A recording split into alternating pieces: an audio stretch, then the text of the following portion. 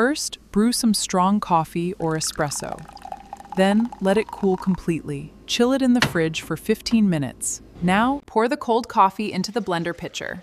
Next, add the milk to create a swirling mix. Drizzle a generous amount of caramel syrup. Now drop in several large ice cubes. Put the lid on and you're ready to blend. Now, press the button to start blending. Blend on high speed to crush the ice. Watch it transition to a creamy texture. It will become exceptionally smooth and frosty. There you go, a perfect frappe. Drizzle caramel sauce around the inside of a tall glass.